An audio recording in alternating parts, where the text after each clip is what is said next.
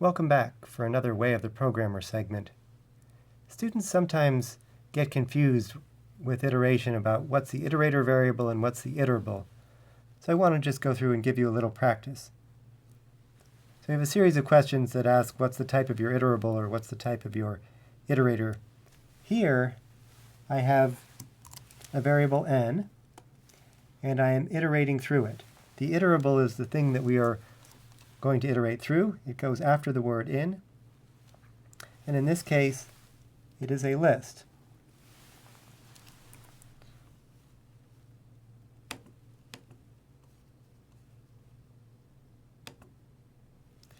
Hooray, we got that one right. Some of them may get a little trickier.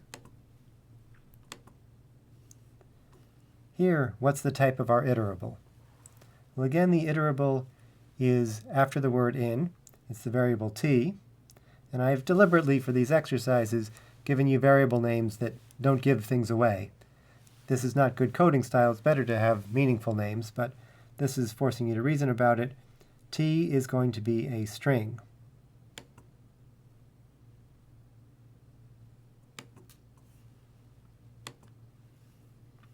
Now, what will the type of my iterable be here?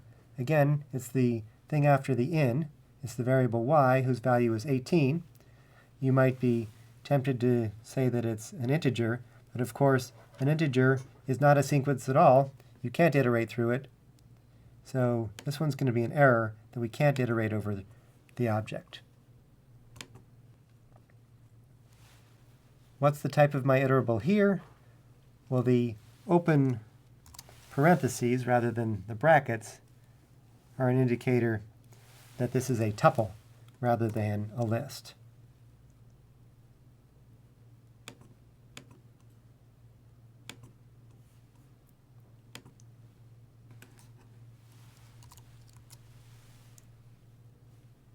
I'm going to go on to some that ask us about what the iterator variable is. So now, what is the type of your iterator variable? Here it's not asking about the iterable, not the sequence, but the iterator variable. So z, what kind of thing will z be bound to when we get down to print z on the third line? Well, z will be bound to one of the things that is in the iterable, one of the things that's in t. So in this case, z will be a string.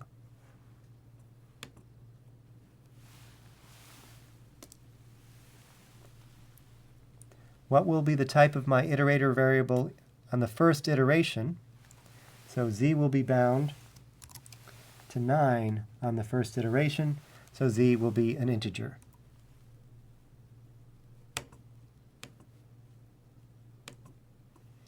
So I think you get the idea here. I'm really just trying to reinforce the vocabulary.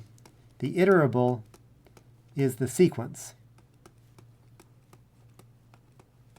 It's the thing that you iterate through. It's the thing that goes after the word in. The iterator variable